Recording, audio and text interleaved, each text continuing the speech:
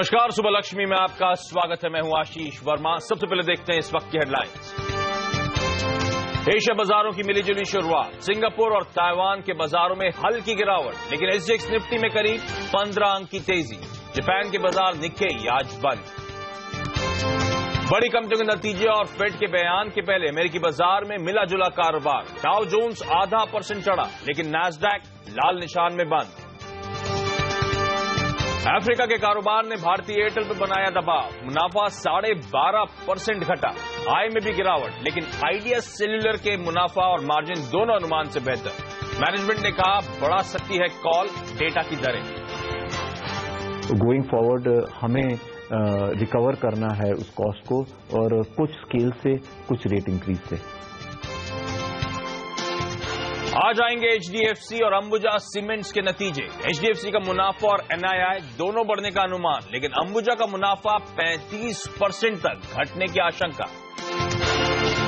Reliance power ने रद्द किया तिलैया यूएमपीपी। झारखंड में जमीन मिलने में देरी के कारण 3,960 मेगावाट तिलैया प्रोजेक्ट से बाहर निकली कंपनी।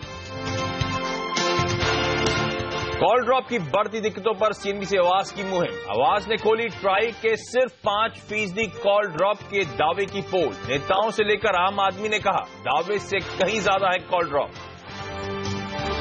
आज के दिन कोई स्टेटिस्टिक्स निकाल के ये कहना कि कॉल ड्रॉप होता नहीं है, ये तो बस कंज्यूमर्स को एक इंसल्ट की जैसे बात हो गई ना।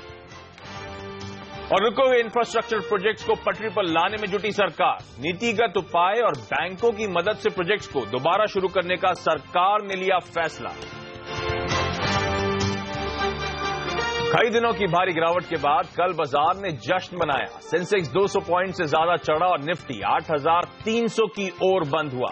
ग्लोबल संकेत की बात करें तो अभी सबकी नजर आ जाने वाले फेड बयान पर है। क्विकली इंडियन मार्केट्स का कल का चेक दे दूं आपके लिए। भारतीय बाजार में हमने देखा था ऑलमोस्ट 5% के आसपास का पॉजिटिव मूव आया था। सेंसेक्स जैसे हमने हाईलाइट करा 220 अंक की मजबूती थी। निफ्टी में 72 अंक के आसपास के उछाल देखने को मिला।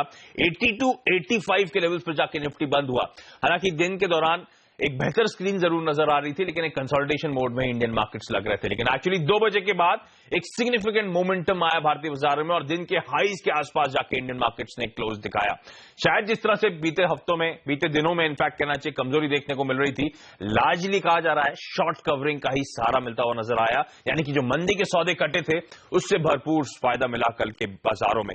हालांकि कल की बाइंग या कल के इवेंचुअली जो अपमूव देखने को मिलते उसके बाद सबकी नजरें थी कि एफआई का डेटा किस तरह का रहेगा, क्या लगातार जो बिकवाली एफआईज इंडियन मार्केट्स में कर रहे हैं उस पर ब्रेक लगता हुआ नजर आएगा। ऐसा हुआ नहीं है। कैश मार्केट में कल फिर एफआईज की तरफ से 1533 करोड़ रुपए की बिकवाली का नंबर आया है। एग्रेसिवली डीआईज इन लेवल्स के आसपास बाइंग कर रहे हैं, तो कुछ हद तक वो एब्जॉर्ब कर पा रहे हैं इस मैसिव सेलिंग को। कल डीआईज ने ऑलमोस्ट 1500 करोड़ रुपए के आसपास की बाइंग करी है। लेकिन कल जो मूव आया था लार्जली बैंक स्टॉक्स ड्रिवन था। बैंक निफ्टी में मुझे ख्याल से 2.5% से ज्यादा का पॉजिटिव मूव था, और यहां पे भी लार्जली एक काउंटर रिस्पॉन्सिबल था हेवीवेट आईसीआईसीआई बैंक। परसों रिजल्ट्स घोषित कर रहे थे, रिजल्ट्स को लेकर थोड़ा सा कंफ्यूजन था। सीएलएसए का अपग्रेड आया और आईसीआईसीआई बैंक कल का स्टार परफॉर्मर 8.8% के आसपास की मजबूती थी। और इसके अलावा मारुति दूसरा एक नोटवर्दी मूवर था। ये कुछ चुनिंदा स्टॉक्स है जिन्होंने भारतीय बाजारों की कल काफी हद तक मदद करी। हालांकि ब्रॉडर मार्केट्स में मिड कैप स्मॉल कैप्स में एक सेल ऑफ देखने को मिल रहा था, उसमें भी ब्रेक लगता हुआ नजर आया। इनफैक्ट इवेंचुअली अच्छी खासी बाइंग आई मिड कैप्स में, स्मॉल कैप्स में ऑलमोस्ट 1.25 से 1.5% के आसपास के अपटिक्स थे, और इसलिए कल मार्केट ब्रेथ काफी लंबे अरसे बाद सुधरती हुई नजर आएगी आपको। हर एक गिरने वाले के सामने 2 स्टॉक्स मजबूती के साथ खड़े हुए कल नजर आए। आज के लिए जिस तरह के क्यूज हैं, जिस तरह का सेटअप है, शायद बहुत ज्यादा पॉजिटिव नहीं कह सकते, क्योंकि अमेरिकन मार्केट से एक मिक्स संकेत आ रहे हैं।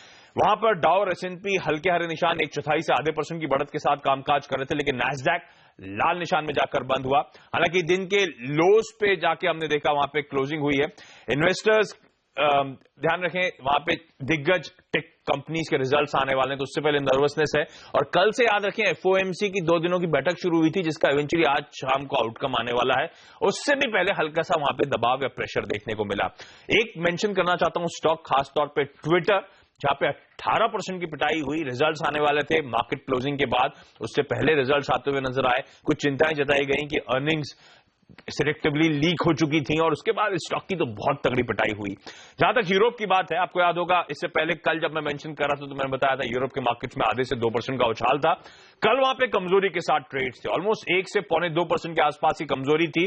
तो एक तो प्रीवियस सेशन की जो स्टेलर या मजबूत रैली थी उसके बाद थोड़ा सा मुनाफिसुली का दबाव देखने को मिला और एफओएमसी मीट से पहले वहां पर भी नर्वसनेस नजर आई थी। एशिया की तरफ मूव करिए और यहां पे निकेई यानी कि जापान के मार्केट्स तो आज बंद है, वहां पे एक मार्केट ट्रेडिंग हॉलिडे है।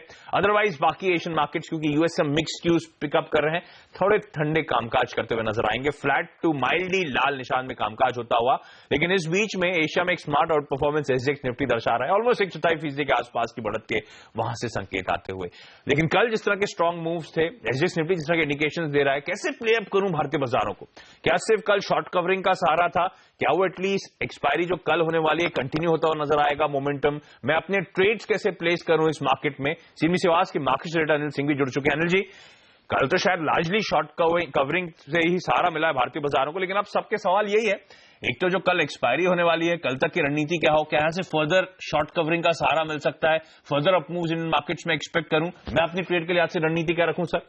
आशीष, शॉर्ट कवरिंग का सहारा मिल सकता है, लेकिन शॉर्ट कवरिंग के दम पर जो बाजार ऊपर आएंगे वो टिकेंगे, इसकी संभावना कम दिख रही है। पहला लेवल कल 8,300 का जो था, उस हर्डल को हम पार नहीं कर पाए, वहां पर रुके, थोड़ा सा वहां नीचे आकर हम क्लोज होते हुए दिखे। 8,300, 8,350 अब भी ये जोन है जो रेजिस्टेंस का काम करेगा, उसके पार निकलने में बाजार को मुश्किल होगी। जिस तरह से एसजेएक्स निफ्टी दिख रहा है, अगर मजबूती के साथ शुरुआत और 8,350 के आसपास पहुंचने की कोशिश बाजार पे, तो वहां एग्जिट करने की कोशिश करनी चाहिए। दूसरी बात, शॉर्ट कवरिंग इंडेक्स फ्यूचर्स में अभी उतनी दमदार नहीं दिख रही है जितनी होनी चाहिए। स्टॉक फ्यूचर्स में हुई जरूर है, लेकिन वो पूरी तरह से खत्म हो गई जब सामने कैश मार्केट में एफआईज ने उतने ही स्टॉक्स बेच दिए। तो इसका मतलब साफ है कि अभी भी उनका खरीदारी का या एग्रेसिव शॉर्ट कवरिंग का मूड बनता हुआ नहीं दिख रहा है। सिर्फ ये है, जो शॉर्ट कवरिंग होती हुई दिखी है वो कॉल्स में हुई। जो कॉल्स बेचे गए थे एफआईज की तरफ से प्रीमियम कमाने के लिहाज से, वहां पर जो शॉर्ट पोजीशन या मंदी की पोजीशन बनी थी, वहीं पर ज्यादा कवरिंग होती हुई दिखी है बजाय इंडेक्स फ्यूचर्स के। तो ये कह सकते हैं कि एक्सपायरी के पहले, क्योंकि हर रोज आप प्रीमियम में कमी होते हुए देखते हैं ऑप्शंस की, तो उस लिहाज से वहां पर एक्शन ज्यादा हुआ है। तो ये बाजार का कॉन्फिडेंस बढ़ाने वाला नहीं है। अब लोअर साइड पर 8,150 के आसपास बाजार शायद सपोर्ट लेने की कोशिश करें, जो आज के लिए भी 8,150, 8,175 का लेवल होल्ड करने की कोशिश हो सकती है। वोलेटाइल ट्रेड्स हो सकते हैं, तो ऐसे में मजबूत शुरुआत हो तो उसके बाद शायद आप बाजारों को ऊपर के लेवल से प्रॉफिट बुकिंग होते हुए देखेंगे। जैसा आपने भी कहा, आज रात चूंकि फेड की अहम बैठक का जो फाइनल आउटकम है वो आना है, तो कल की गैप डाउन ओपनिंग के लिए बाजार को तैयार रहना होगा। एक्सपायरी का भी दिन होगा, तो ये वोलेटाइल ट्रेड्स मुझे लगता है अब भी रह सकते हैं। और साथ ही आज पार्लियामेंट पर नजर होनी चाहिए, क्योंकि अहम बिल्स के पेश होने की बात कही जा रही है। और दूसरा, नतीजों के लिहाज से भी आज बड़ा दिन है। तो ये सारे एक्शन के बीच में उतार चढ़ाव जबरदस्त होगा, तो ट्रेडर्स को सावधानी रखनी चाहिए। ओके, तो बहुत ज्यादा कन्विक्शन अभी भी अनिल की बात से सुन के लग रहा है वोलेटिलिटी यानी कि अस्थिरता के लिए आपको ब्रेसअप करना चाहिए।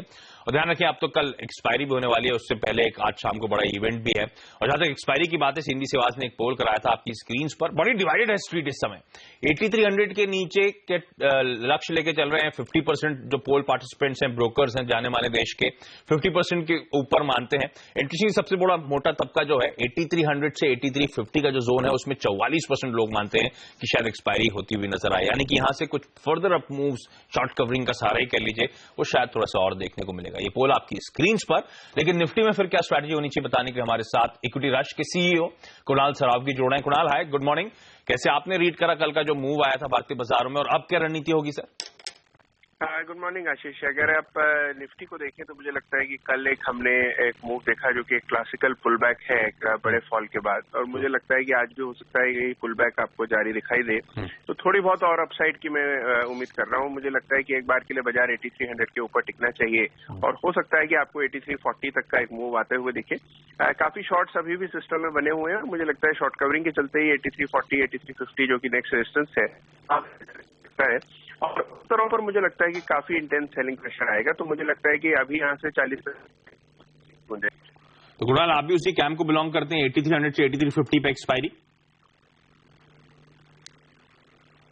कुणाल की शायद आवाज नहीं पहुंच पा रही हो, वैसे भी क्लियर नहीं था ऑडियो, लेकिन कुणाल मान रहे हैं जो शॉर्ट कवरिंग रिलेटेड बम्प था वो कंटिन्यू होता हुआ नजर आया। शायद यहां से माइनर गेन्स और इंडियन मार्केट्स ईक आउट कर सकता है। टारगेट्स आपकी स्क्रीन पर, स्टॉप लॉसेज 8250 पे लगाएं।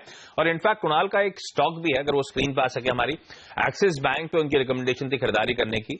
545 के टारगेट्स और 525 के स्टॉप लॉस के साथ अप्रोच करें।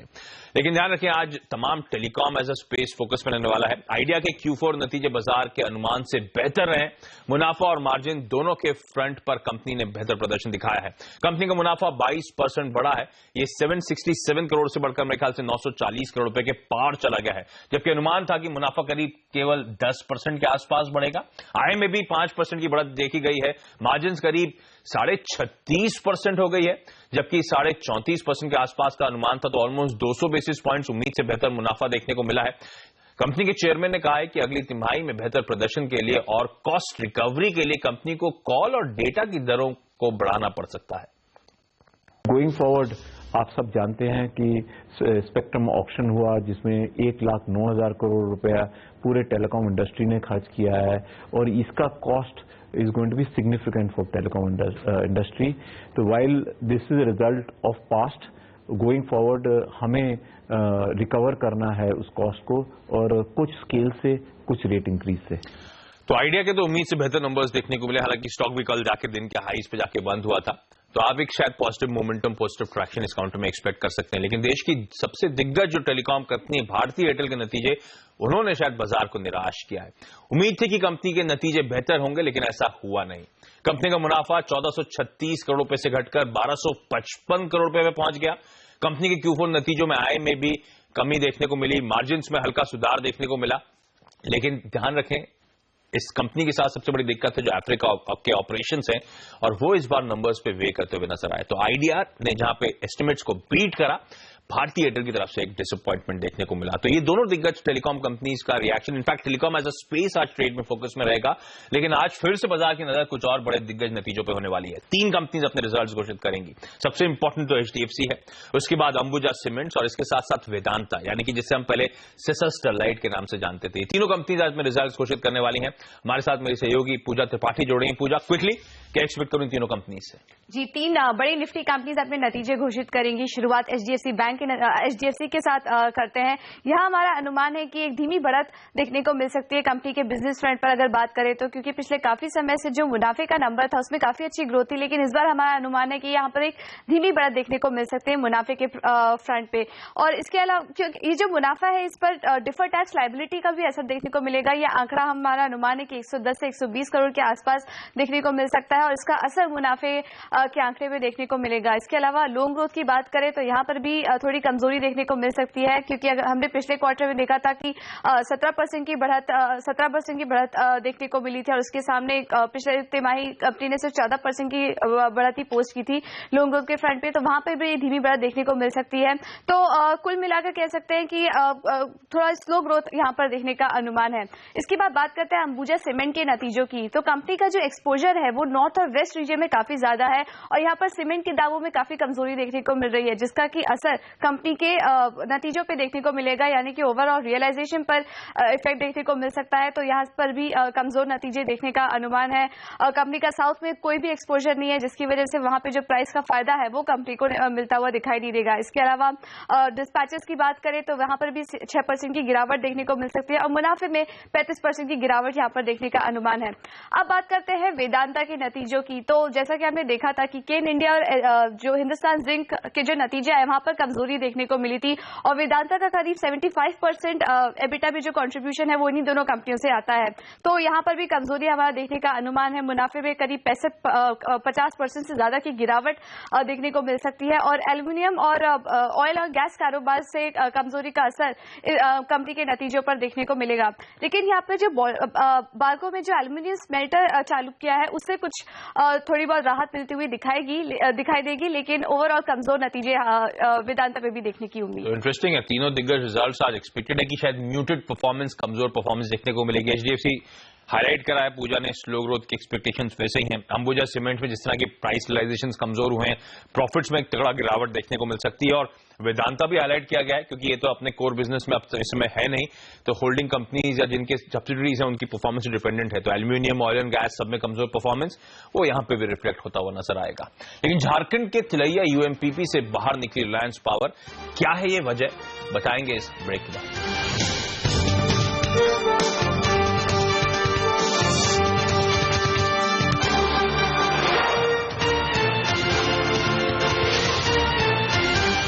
ब्रेक के बाद आपका स्वागत है। और लैंड एक्विजिशन की दिक्कतों से तंग आकर रिलायंस पावर ने झारखंड में करीब 3,960 मेगावाट के तिलैया पावर प्रोजेक्ट को रद्द करने का ऐलान कर दिया है। कंपनी ने इस अल्ट्रा मेगा पावर प्रोजेक्ट से जुड़े 18 पावर समझौतों को रद्द करने का ऐलान किया है और कहा है कि तय समय के भीतर ये प्रोजेक्ट पूरा नहीं हो सकता। कंपनी का कहना है कि 5.5 साल की कोशिशों के बाद भी प्रोजेक्ट के लिए जमीन नहीं मिल पाई है, इसीलिए इसे ऐसा करना पड़ा। रिलायंस पावर ने 5.5 साल पहले इसके लिए राज्य सरकार से समझौता किया था और झारखंड इंटीग्रेटेड पावर कंपनी नाम की एक अलग कंपनी बनाई थी। पूर्व बिजली सचिव अनिल राजदान का कहना है कि राज्य सरकार अगर विकास चाहती है तो उसे जल्द से जल्द हर जरूरी सुविधाएं उपलब्ध कराना चाहिए। स्टेट गवर्नमेंट को अगर डेवलपमेंट चाहिए, वो जल्द से जल्द अपने ये सारे जो कि सहूलियत हैं उनको मुहैया उसको करना चाहिए, ताकि जो प्रोजेक्ट डेवलपर है उसको आप चेज करें कि अपना जो शेड्यूल है उस पे वो स्टिक करें, ताकि जल्द से जल्द प्रोजेक्ट के बेनिफिट्स हैं वो आ सकें और जो प्रोजेक्ट की कॉस्ट है वो लीस्ट कॉस्ट रहे और जो लोग अपनी डेवलपमेंट इस पर प्लान कर रहे हैं उनके भी मंसूबे आगे सक्सेसफुल हो सके। ओके, तो चलिए आज ट्रेड में फोकस में रिलायंस पावर रहेगा। इनफैक्ट एक्सिस बैंक जो कुणाल की पसंद है वो शायद ट्रेड में फोकस में रहेगा। तमाम टेलीकॉम कंपनीज आज ट्रेड में फोकस में रहेंगी क्योंकि भारती और आइडिया के नंबर्स पे आप रिएक्शन आता हुआ देखेंगे। इसके अलावा आज 3 इंपॉर्टेंट रिजल्ट्स हैं एचडीएफसी, अंबुजा सीमेंट और वेदांता के, इनको रडार पे रखे। लेकिन इन सब के अलावा और कौन से स्टॉक्स हैं जो आज एक्शन में रह सकते हैं? हमारी सहयोगी सोनम मेहता जुड़ चुकी हैं। सोनम, गुड मॉर्निंग, बताएं। Good morning. सबसे पहले अल्ट्राटेक सीमेंट और जेपी एसोसिएट के काउंटर पर नजर रखेगा, जहां पर जेपी एसोसिएट के 2 सीमेंट प्लांट्स को खरीदने के लिए अल्ट्राटेक सीमेंट को कंपटीशन कमीशन ऑफ इंडिया मतलब सीसीआई से मंजूरी मिल गई है, तो ये डील को आगे बढ़ा है। कल्पतरू पावर के काउंटर पर नजर, यहाँ पे कंपनी को 765 करोड़ के नए ऑर्डर्स मिले, तो उस काउंटर में जबरदस्त मूवमेंट की आप उम्मीद रख सकते हैं आज। भारत फौज पुंजॉइड, यहाँ पे कंपनी को इंडियन आर्मी के एंटी एयरक्राफ्ट गन्स के कॉन्ट्रैक्ट के टॉप कंटेंडर्स ये दोनों कंपनी सामने आई है। ये कॉन्ट्रैक्ट पूरा 16,800 करोड़ का है और जो भी ये कॉन्ट्रैक्ट को जीतता है उसको प्राइवेट सेक्टर के मेजर डिफेंस प्लेयर के तौर का दर्जा दिया जाएगा। निर्लॉन लिमिटेड के काउंटर पर नजर, Singapore sovereign wealth fund GIC ने यहाँ पर ओपन ऑफर के जरिए निर्लॉन ने लगभग 28.4% की हिस्सेदारी खरीदी है। ये खरीदारी हुई है 222 रुपए प्रति शेयर पे, मौजूदा भाव 160 रुपए 60 पैसे के आसपास का है। इसके साथ कंपनी यहाँ पे 35.5% का और हिस्सा खरीदती हुई दिखाई देगी। कुल हिस्सा बढ़ाकर 63.9% किया जाएगा। एनटीपीसी के काउंटर पर नजर, यहाँ पे बोर्ड से कंपनी को मंजूरी मिल गई है अपने आंध्र प्रदेश के अनंतपुर प्रोजेक्ट के लिए 1,780 करोड़ का निवेश करने के लिए। नतीजों पर नजर कर लेते हैं। केपीआईटी टेक ने चौथे तिमाही के नतीजे कल मार्केट आज के बाद घोषित किए, जहां पर तिमाही ये नतीजे बेहद ही कमजोर है। खास करके मार्जिन पर नजर करेगा, बेहद ही कमजोर आंकड़े हैं। 4.3% के मार्जिन कंपनी ने डिलीवर किए हैं पिछले तिमाही के 13.8% के मुकाबले। मुनाफे में भी लगभग 23% की गिरावट दर्ज हुई है। नवीन फ्लोरो की बात करें तो यहाँ पर ऑपरेशनली बेहद ही स्ट्रांग परफॉर्मेंस है, लेकिन यहाँ पे कंपनी के हाई टैक्सेस और अदर इनकम कम होने के कारण मुनाफे के आंक पर थोड़ा सा दबाव बना है, जहाँ पे मुनाफे में 8% की गिरावट है, आय में 18% की बढ़ोतरी है, तो मार्जिन 12.5% के डिलीवर किए हैं पिछले साल के 10.6% के मुकाबले। फंड एक्शन पर नजर कर लेते हैं। टाटा स्पॉन्ज आयन में मेरिलैंड कैपिटल ने कंपनी के लगभग 1.5 लाख शेयर बेच दिए हैं 582 रुपए प्रति शेयर पर। और सांगी इंडस्ट्रीज में यहाँ पर समृद्धि इन्वेस्टर सर्विस प्राइवेट लिमिटेड जो कंपनी के एक प्रमोटर है, उनके तरफ से खरीदारी हुई है। 43 लाख शेयर खरीदे हैं 56 रुपए 25 पैसे प्रति शेयर पर। और आखिर में जैसे आशीष ने ऑलरेडी हाईलाइट किया है, अंबुजा सीमेंट, एचडीएफसी और वेदांता मतलब से स्टरलाइट आज अपने तिमाही नतीजे घोषित करेंगे। इनके साथ TVS Motors, Biocon, Federal Bank, DHFL, हेक्सावेटेक्स, लक्ष्मी विलास बैंक भी आज अपने तिमाही नतीजे घोषित करेगी। चलिए, तो लंबी लिस्ट है, तमाम कंपनीज आज आपके रडार पर रहनी चाहिए। शायद इनमें खबरों की वजह से हरकत देखने को मिले, तो इन पे आप नजरें बना के रखें। लेकिन वर्ल्ड बैंक ने भारत की इकोनॉमी को लेकर काफी बुलिश नजरिया दिया है। वर्ल्ड बैंक के मुताबिक साल 2015-16 में जीडीपी ग्रोथ 7.4 से 7.5% के बीच रहेगी, जबकि FY17 में ग्रोथ की रफ्तार 7.8% तक जा सकती है। वर्ल्ड बैंक के कंट्री डायरेक्टर ओनो रोहल ने CNBC आवाज के साथ खास बातचीत में कहा कि अगर मॉनसून कमजोर भी रहता है तो इसका ग्रोथ पर ज्यादा असर नहीं पड़ेगा।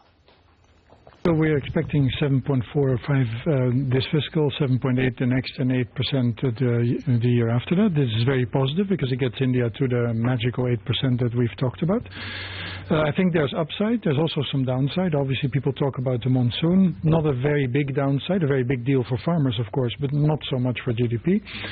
Oil prices, you always have to be careful, but people do expect them to remain low. So that should be okay. Then, of course, there's the much talked about a rate hike by the Fed that will be coming at some point, although people do not expect immediately.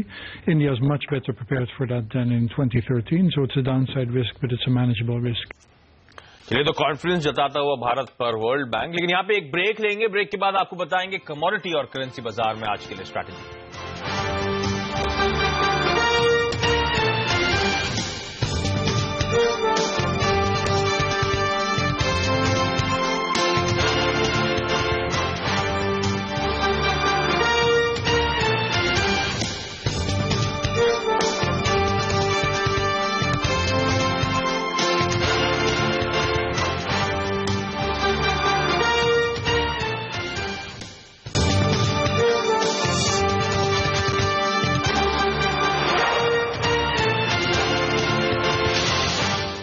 Break के बाद आपका स्वागत है और commodity markets पर रुक करते हैं। सबसे पहले आपको बता दूं आज FOMC के मीट का आउटकम आने वाला है, तो उससे पहले सोने में थोड़ा सा नर्वसनेस के साथ ट्रेड्स देखने को मिल रहा है। आपकी स्क्रीन पर आएगा इस समय अर्ली एशियन ट्रेड में किस तरह का रुझान है। सोने को लेकर थोड़ी सी कमजोरी का आलम देखने को मिल रहा है, हालांकि $1200 के ऊपर, कन्विंसिंगली ऊपर 1209 के आसपास ट्रेड होता हुआ। हमारे साथ डेस्टिनी सिक्योरिटीज के मनीष शर्मा साहब जुड़ रहे हैं। मनीष जी, हाय, गुड मॉर्निंग सर। सोने को कैसे ट्रेड करेंगे आज की ट्रेडिंग सेशन में, गिवन कि आज देर शाम वो FOMC का आउटकम आने वाला है? हेलो जी, सोने में हमने काफी अच्छा 2 दिन में काफी अच्छा मूव देख चुके हैं हम। थोड़ी बहुत कॉशियस होकर ट्रेडिंग करनी चाहिए यहाँ पे। हम किसी भी लेवल से हम प्रॉफिट बुकिंग देखने को मिल सकता है और काफी ज्यादा रेजिस्टेंस के आसपास ट्रेड कर रहे हैं। 1220 का एक स्ट्रॉन्ग रेजिस्टेंस है, 27,500 का MCX में काफी ज्यादा रेजिस्टेंस है। तो मुझे लगता है थोड़ी बहुत कॉशियस होकर ट्रेडिंग करना चाहिए। किसी भी लेवल से हमें प्रॉफिट बुकिंग देखने को मिल सकता है, तो स्टॉप लॉस मेंटेन करके बाय करना चाहिए। अच्छा, रुपया इंटरेस्टिंगली कल बीच में बड़ा कंसर्न हुआ था, रुपये में जिस तरह की कमजोरी आ रही थी, कल स्ट्रांग बाउंस बैक हुआ है, आधे % के आसपास की मजबूती, ऑलमोस्ट 33 पैसे ऊपर जाके 63.1 के लेवल्स पे जाके बंद हुआ है। मनीष जी, क्या लग रहा है, रुपया यहां से क्या और मजबूती दिखाने का दमखम रखता है? जी, कल हमने काफी अच्छे वॉल्यूम्स के साथ और काफी अच्छे मोमेंटम के साथ रुपया मजबूत होते हुए देखा है। मुझे लगता है आज से फ्रेश कॉन्ट्रैक्ट है, आने वाले कुछ ट्रेडिंग सेशन हमें और भी रुपया मजबूत होते हुए देखने को मिल सकता है। 6270 तक के टारगेट आप एक्सपेक्ट कर सकते हैं।